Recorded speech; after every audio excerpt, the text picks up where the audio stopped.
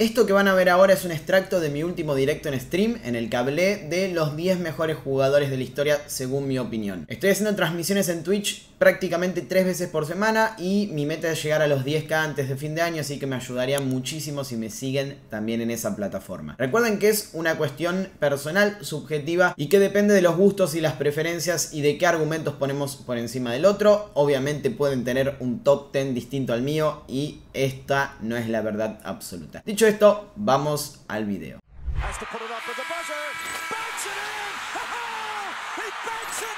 Bueno, acá tenemos a los 16 jugadores que yo en este momento pondría como los mejores de la historia. Obviamente uno va a quedar afuera porque son 15. Ven que acá hay un último tier que tiene que ver con el 10º y el 15. Yo tengo un grupo de jugadores, quiero explicar esto. Voy a decir quién es mi número 10 en este momento. Pero tengo un grupo de jugadores que tranquilamente podrían entrar en el 9 y entre el 9 y el 10 en la historia de la NBA. Y están entre ese grupo 9-15, lo decía ayer. Es muy cuestión de gustos ya, o sea, yo pienso que es muy cuestión de gustos y elegir una cosa por encima de la otra. Tengo mi top 8 bien claro, eso seguro, pero dudo bastante en esa situación. A veces pienso que es uno, a veces pienso que es otro.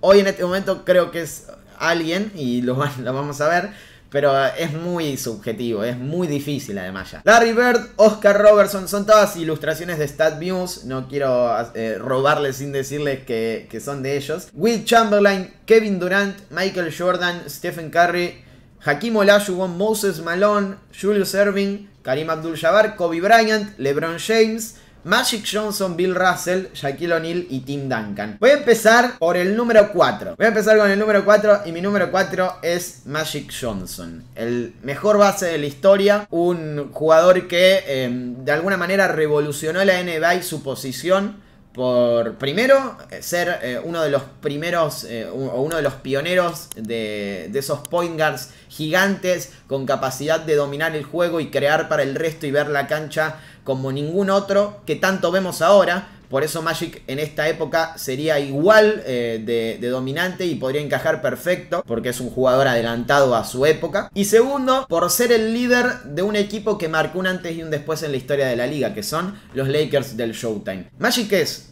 a mi gusto, el mejor pasador de todos los tiempos. El líder histórico de la NBA en asistencias por partido. Tiene un promedio superior al de John Stockton, a pesar de no tener la misma cantidad, por una cuestión lógica. Se perdió una buena cantidad de temporadas por el VIH y no pudo alcanzar esa cifra. Pero Magic es el jugador con el mejor promedio histórico de asistencias, además de ser una de las mentes que mejor entendió la historia del juego. Eso desde el punto de vista deportivo. Más allá de lo deportivo, Magic Johnson es, junto a Larry Bird, el responsable de hacer sobrevivir a la NBA luego de una época muy turbia, muy complicada y muy nociva para la liga como lo fueron los 70. La liga estaba en declive constante, no solo por esto relacionado al racismo, de que el público blanco había perdido el interés en ver la liga porque la mayoría de los jugadores eran afroamericanos, que obviamente responde al racismo. Además había problemas económicos, problemas de drogas, problemas de televisación. Prácticamente ninguna cadena televisiva quería instalar a la NBA como un producto. Magic y Larry Bird fueron los responsables, no Michael Jordan. Magic y Larry Bird fueron los responsables de hacer sobrevivir a la NBA. El número 5 para mí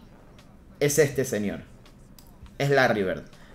Y voy a explicar por qué. Creo que Larry Bird es uno de los jugadores más talentosos en la historia de la NBA y por escándalo. Combina absolutamente todo lo que tiene que tener un jugador en prácticamente todos los aspectos. Excelente pasador, gran anotador, muy eficiente desde el tiro, gran defensor, tremendo reboteador. Terminó con 10 rebotes por partido en la historia en su carrera. Por tener una idea, Tim Duncan, uno de los mejores reboteadores de la historia, terminó con 11, o sea, no hay tanta diferencia. Y un líder brutal. Ha sido uno de los mejores tiradores que ha tenido la historia de la NBA, uno de los máximos referentes que ha tenido de la década del 80, y su pick de rendimiento fue uno de los más fuertes que yo he visto por video, obviamente porque no nací en el 80, y de todo lo que yo he visto de los más fuertes que ha existido en la historia de la NBA. Ganó 3 MVPs consecutivos, era algo que no habían hecho nadie desde Wilt y Bill Russell, dentro de un contexto ultra competitivo como lo fueron los 80, en pleno auge de las grandes leyendas de esa época, con Magic compitiéndole palmo a palmo en ese momento, con Isiah Thomas, con un incipiente Michael Jordan naciendo, con el Dr. J, con todas las grandes leyendas que ha tenido la NBA en esa época. Larry Bird fue por 3 años consecutivos el mejor jugador de la NBA y con un rendimiento brutal. Fue el líder de una franquicia que ganó 3 títulos y él fue el mejor jugador prácticamente siempre, más allá de que uno de los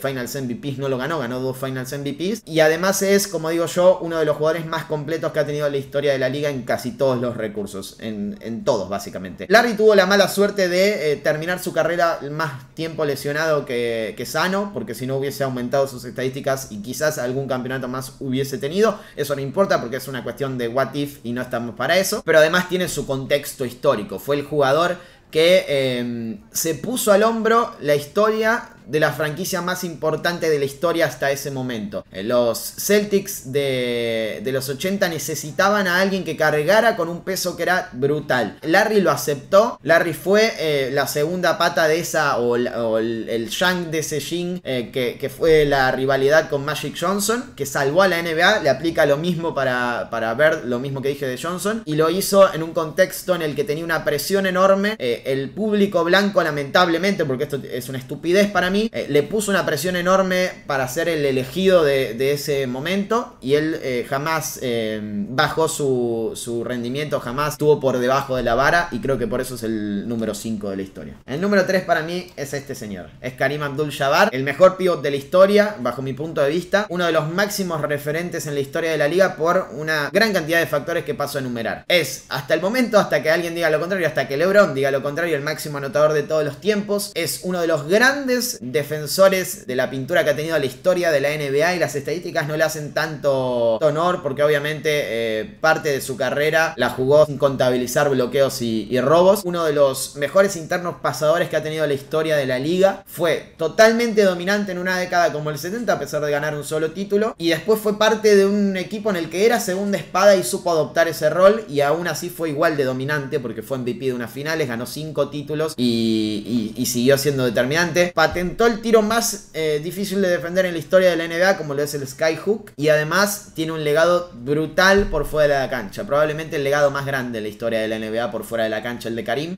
con el activismo social, con la lucha por los derechos de los afroamericanos, capacidad de bancarse todas las críticas o todo el menosprecio que vivió en esa época por no ser el estilo de jugador o la personalidad de la que se esperaba que tuviera una estrella de su calibre. Siguió por su camino y tiene la grandeza de seguir siéndolo aún retirado con todas las grandes leyendas de la NBA actual. Él sigue siendo totalmente fraternal en cierto punto, bancando a todos, destacando las virtudes de casi todos y siendo importante desde su legado también en ese sentido. Pero deportivamente hablando es para mí uno de los mejores anotadores de todos los tiempos, no el mejor, pero uno de los mejores defensores internos de la historia de la NBA, uno de los mejores internos pasadores de todos los tiempos, y un líder brutal que supo adaptarse a diferentes roles y ser igual de dominante en cada uno de ellos. Yo voy a poner a Wilt Chamberlain número 6, y sé que no les va a gustar a la fanaticada de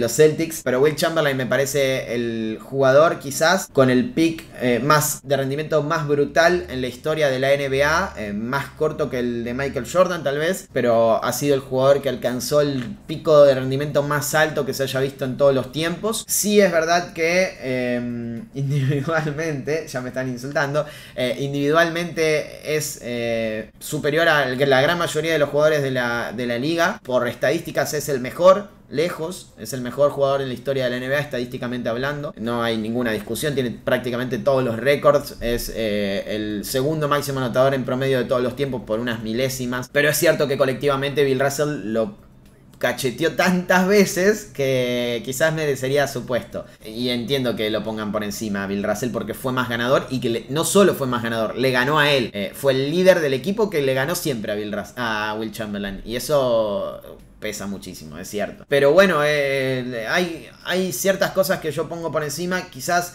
es verdad que colectivamente fue un mejor jugador Bill Russell, que fue un mejor líder, que como legado fuera de la cancha es infinitamente superior.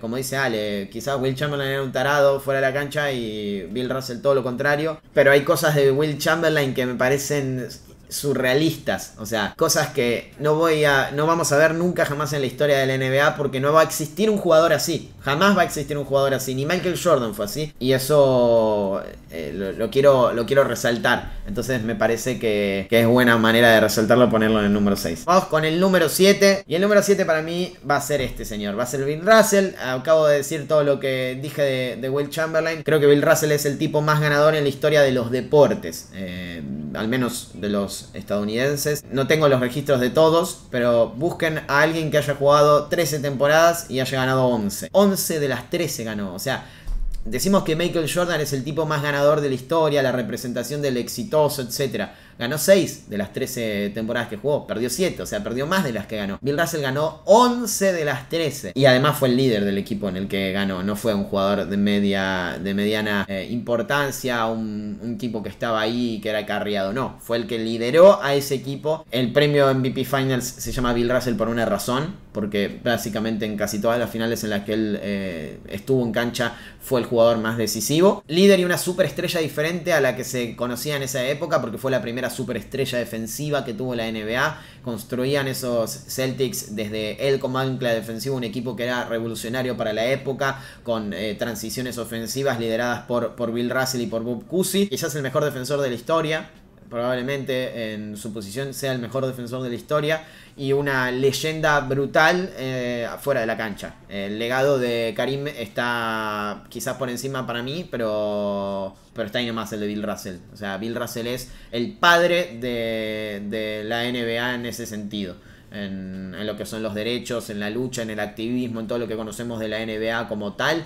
Él es el padre y por eso lo pongo en el 7. Va el número 8, y el número 8 es Mr. Fundamental, The Big Fundamental, Tim Duncan, Timmy D, el mejor jugador en la historia de San Antonio Spurs, el mejor a la pivot de la NBA para muchos, aunque la mayoría de su carrera jugó como pivot, o la mayoría de sus minutos los jugó como pivot. Tim Duncan me parece un jugador totalmente infravalorado, y es más, yo creo que lo estoy infravalorando, tendría que estar en una de estas dos posiciones, pero bueno. Tim Duncan es la superestrella más perfil bajo en la historia de la NBA reciente, sin lugar a dudas, y fue el tipo que ganó 5 campeonatos sin la presencia de un jugador top 10, top 15 en su equipo, top 15 histórico, dentro de una época en la que la NBA está plagadísima de leyendas y de grandes equipos. No digo que San Antonio no lo sea, no digo que no tenga uno de los mejores entrenadores de la historia, y no te digo que no tenga uno de los mejores Big 3 de la historia, y que tuvo a Kawhi Leonard, y que Manu Ginobili fue una leyenda, y que Tony Parker lo mismo, y que no hubiese ganado lo que ganó si no hubiese tenido a David Robinson y a todos los que nombré. No es así. Den por descontado el contexto, porque ese contexto de que nadie gana solo, porque es la realidad, nadie gana solo y no hace falta ni decirlo. O sea, el que piensa que un jugador ganó un título solo o fue campeón básicamente solo por él, no entiende el deporte de conjunto y no entiende que influyen muchísimas cosas. Dicho esto, Tim Duncan fue el líder del equipo que ganó 5 campeonatos en la era de Shaquille O'Neal, de Kobe Bryant,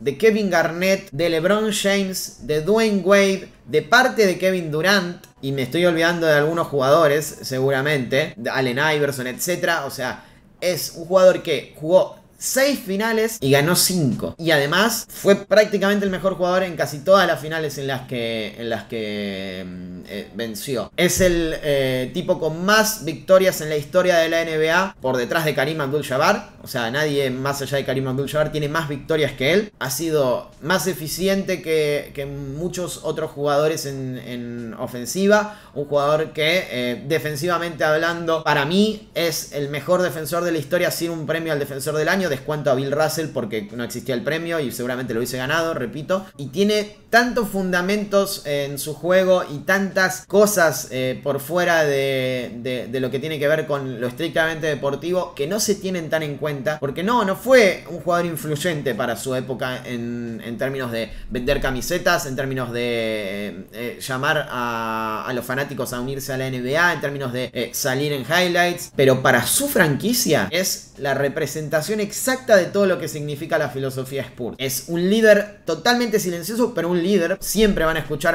a un jugador de San Antonio Spurs decir que detrás de todo lo que pasó, él estuvo y dio su cara y de alguna manera lideró con el ejemplo y marcó un precedente en ese sentido. Y uno de los jugadores más competitivos que ha tenido la época, la historia reciente del siglo XXI, sin ningún tipo de dudas. O sea, sin ningún tipo de dudas, más allá de lo que venda como personalidad, de los tipos más competitivos que ha existido. Se vienen los insultos, señoras y señores, se vienen los insultos. Yo sé que se vienen los insultos, pero lo vamos a hacer.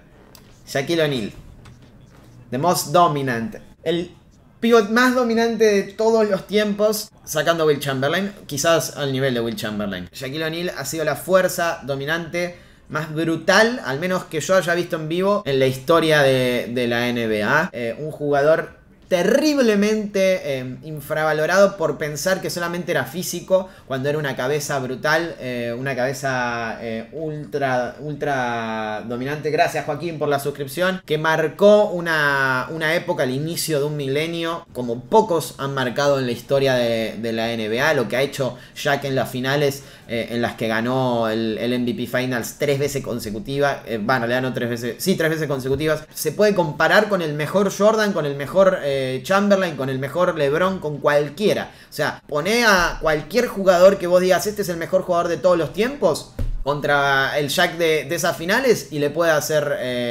le podés discutir. Lo que hizo Shaq en esas finales son cosas que van a quedar para siempre en la historia de la NBA como de las exhibiciones más dominantes de todos los tiempos. Sí tuvo a Kobe de al lado y claramente Kobe tuvo una responsabilidad muy importante en esos títulos, en algunos más que otros, y no los ganó solo Shaquille O'Neal. Está claro que tuvo un equipo muy bueno por detrás, tuvo a uno de los mejores jugadores de todos los tiempos al lado y tuvo al mejor, para mí, entrenador de todos los tiempos como coach. Eso influye muchísimo, pero Shaquille O'Neal me parece la fuerza interior más dominante de la historia de los últimos 50 años, tal vez. Para mí Karim es mejor, pero Shaquille O'Neal fue más dominante. El pick de rendimiento de Shaquille O'Neal es, como digo, similar al que han tenido las grandes leyendas que yo voy a poner en el top 3. Y eso lo tengo muy en cuenta. Además de ser, como dije, una mentalidad ultra competitiva y un ganador nato. En su pick, a donde fue, no solo ganó, sino que dejó huella o estuvo muy cerca de ganar un título. Lo hizo en Orlando, lo hizo en Los Ángeles Lakers y lo hizo en Miami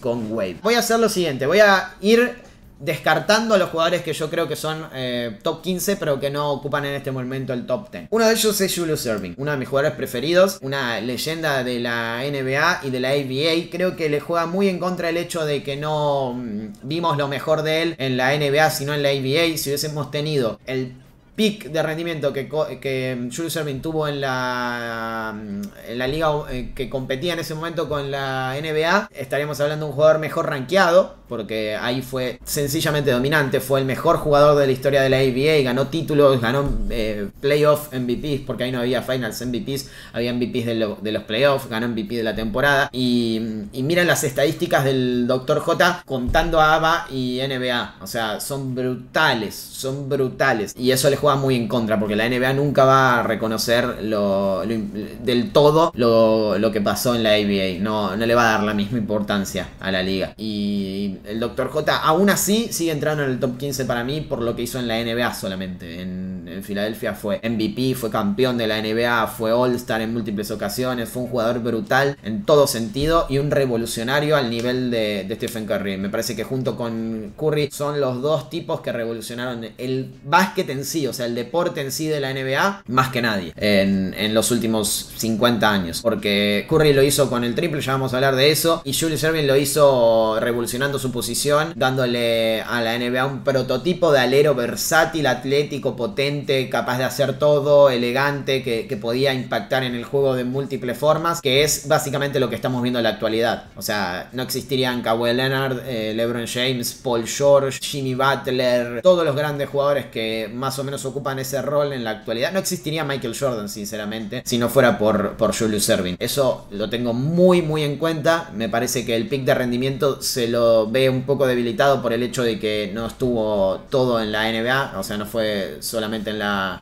liga, sino también en la NBA, pero Julius Erving es top 15 para mí. Moses Malone me parece el jugador más infravalorado en la historia de la NBA, sinceramente. Más que Oscar Robertson, más que Julius Erving, más que cualquiera. Parece el jugador más infravalorado porque en una época en la que estaba lleno de estrellas, él fue 3 veces MVP, que nadie lo recuerda mucho. Fue Finals MVP, fue campeón de la NBA, fue uno de los jugadores más dominantes en la liga en términos de rebotear. Miren lo que son sus estadísticas. Si alguna vez les interesa ver videos de Moses Malone, lo vemos, pero vamos a chequear rápidamente las estadísticas. Miren lo que fue esto, o sea, una locura este pick de rendimiento con alta eficiencia y capacidad de anotación, una brutalidad. Me parece un jugador muy infravalorado, que dominó la NBA en Houston y en Filadelfia, y que fue campeón y 3 veces MVP, además de Finals MVP, como mencionaba. Por eso creo que está muy infravalorado en cierto punto. Tuvo una carrera brutal y merece un lugar en el top 15. Kevin Durant no es el top 10. Kevin Durant me parece el anotador más completo de todos los tiempos, y probablemente si su carrera no está golpeada por las lesiones y su salud se lo permite, va a entrar en el top 10 probablemente en algún momento, si sigue así a este nivel, porque va a ganar algún MVP, va a ganar algún título, va a mantenerse en la elite, aunque no gane ningún premio, va a seguir haciendo números brutales.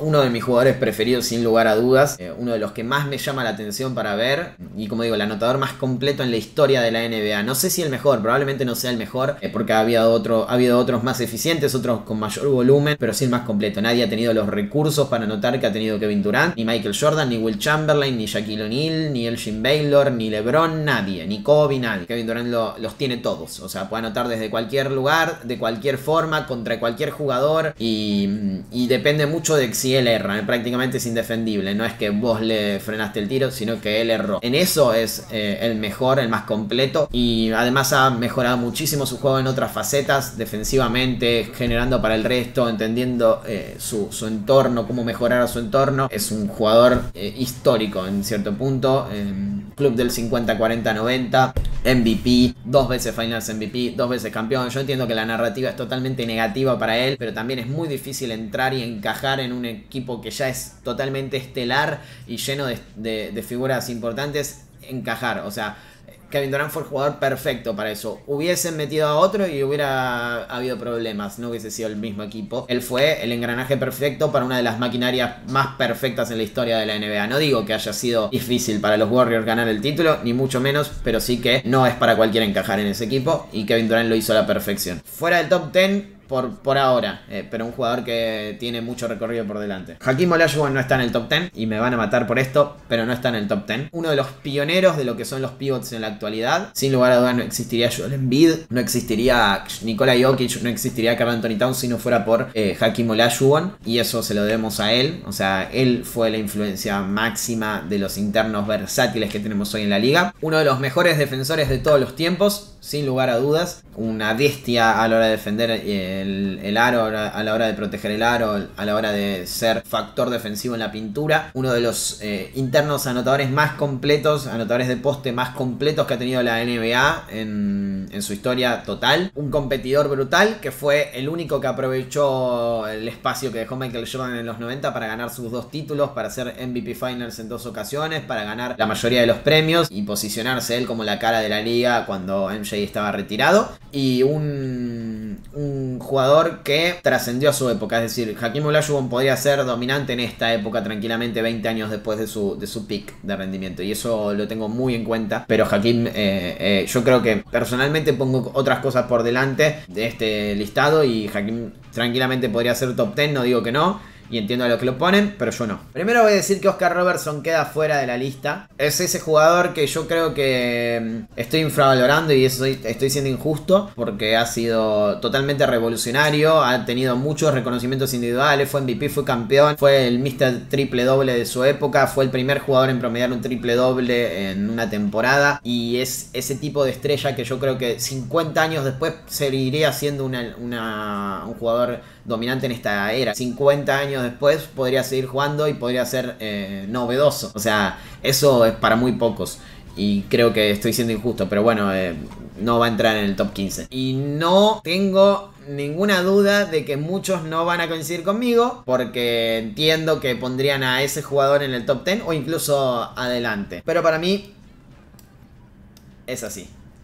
Stephen Curry es el número 10 de la historia en este top tier, y voy a tratar de explicar por qué lo pongo por encima de Kobe. En realidad esto es así, por qué creo que es el número 10 en la historia de la NBA en la actualidad, por lo menos para mí, y por qué Kobe no. En realidad por qué Kobe sí podría hacerlo, y por qué pienso que Curry es alguien que merece más esa posición, más allá de los gustos personales y de todo lo que eso implica. En realidad no está tan ordenado el 11 al 15 acá. Yo creo que esto sería así, si lo tenemos que hacer bien. Me parece que es de esta manera por ahora.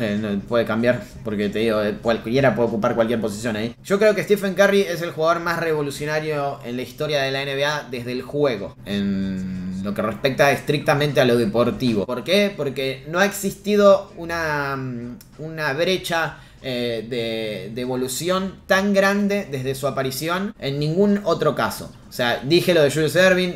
Se cambiaron reglas por George Mikan, se cambiaron partes de la cancha por Mikan, se revolucionó el juego con Bob Cousy, lo mismo con Julius Erving, Michael Jordan, etc. Pero Stephen Curry es el tipo que ha sentado las bases y explotado las fronteras del juego para los próximos 50 años probablemente. Es un jugador que su aparición supone un antes y un después en la historia del juego en sí, en la historia de cómo se desarrolla el juego, en la historia de cómo se enseña el juego, en la historia de qué es lo importante para ganar en la liga actual, de qué priorizan los equipos, de cómo responden las defensas, de cómo se entiende el valor de un tirador. Todo eso es Stephen Curry, además de ser el mejor tirador de todos los tiempos, en todo sentido, no solo desde el triple. Tiene mejores porcentajes de acierto que Kobe y que Tim Duncan, por ejemplo, de dobles, y el mejor tirador de libres de la historia es, así que no va solamente al tiro exterior. Además de ser el mejor tirador de todos los tiempos, me parece que es un jugador que ha tenido un pick brutal. Quizás la eficiencia hecha jugador de básquet,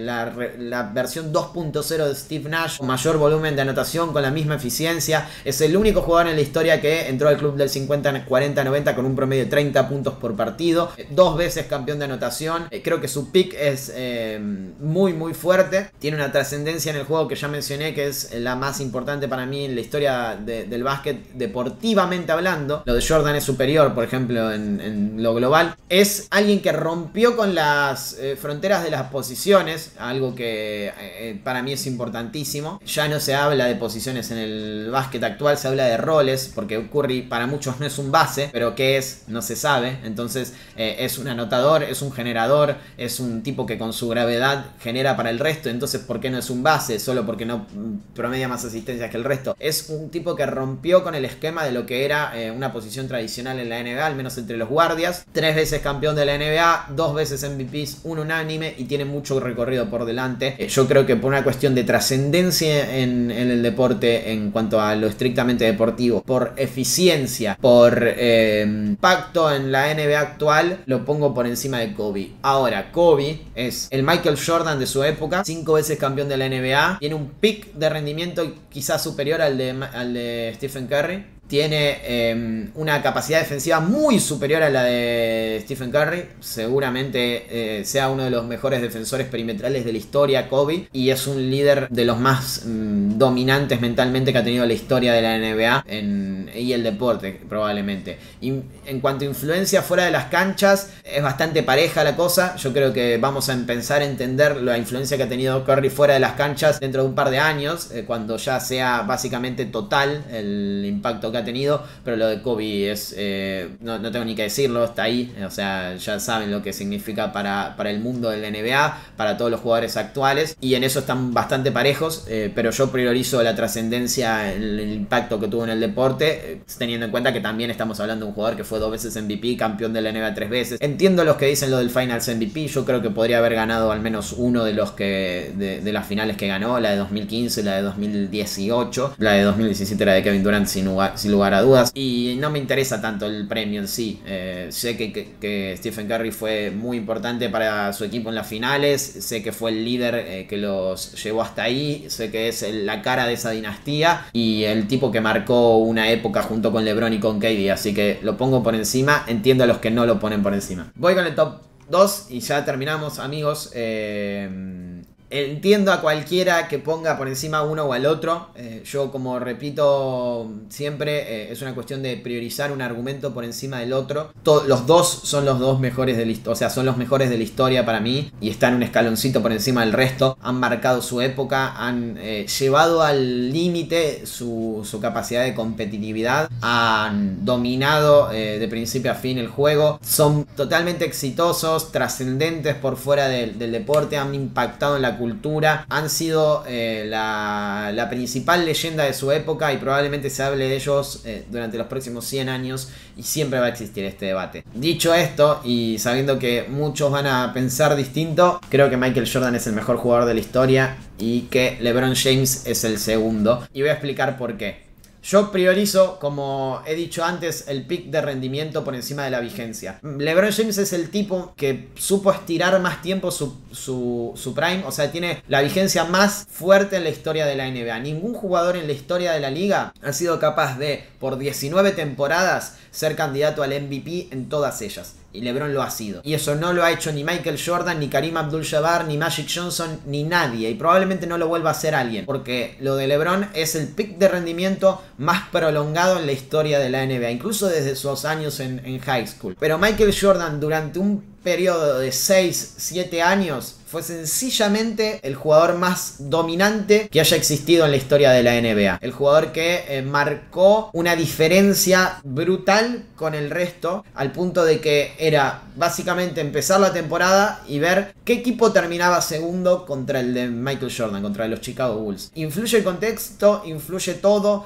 Quizás LeBron James tuvo rivales más difíciles en cuanto a equipos, habría que discutirlo. Yo creo que Michael Jordan sentó un precedente en términos de pick de rendimiento en el que nadie puede competirle a él en su mejor momento. Nadie. O sea, no hay un jugador que sea superior a Michael Jordan en su mejor versión. Y queda demostrado con obviamente lo que pasó en la década del 90. 6 finales, 6 títulos, 6 MVP Final. No es un jugador que no haya perdido nunca. Eso es una estupidez total. Es más meritorio llegar a unas finales que perder en primera ronda. Y los que dicen que LeBron James es peor porque llegó a las finales y las perdió, no, en realidad es un desempeño mejor el equipo de LeBron James que el de Michael Jordan en esa temporada, porque el tipo llegó a las finales, y eso del segundo es el peor, el primero de los perdedores, no lo compro y no lo voy a comprar jamás. Por eso creo que ese argumento no va. Pero el pick, como digo, de rendimiento de Michael Jordan es sencillamente espectacular, además de ser para mí el mejor anotador de todos los tiempos, tipo que más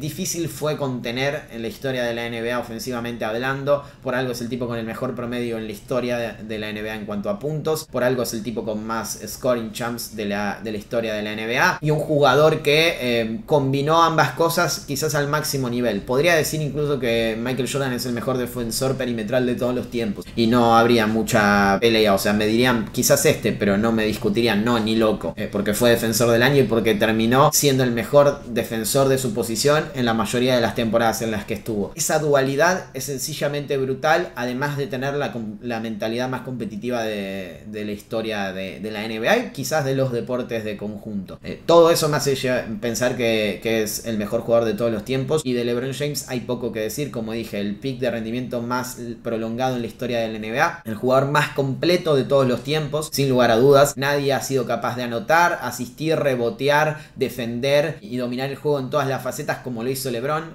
Muchos fueron mejores que LeBron en algo en específico. No es el mejor pasador de la historia ni el mejor anotador de la historia, pero es el mejor en cuanto a su completitud, eso no tengo la menor duda. No hemos visto a nadie como LeBron James en ese sentido, un competidor nato, un ganador, un líder, una leyenda de la NBA fuera de las canchas y alguien que todavía tiene mucho legado por delante, así que veremos dónde le deja la historia en ese sentido. Pero ese es mi top tier. Entiendo a los que no lo comparten y quiero ver cuáles son los de ustedes. Voy a pasar el link obviamente en el chat y están invitados a armar el suyo.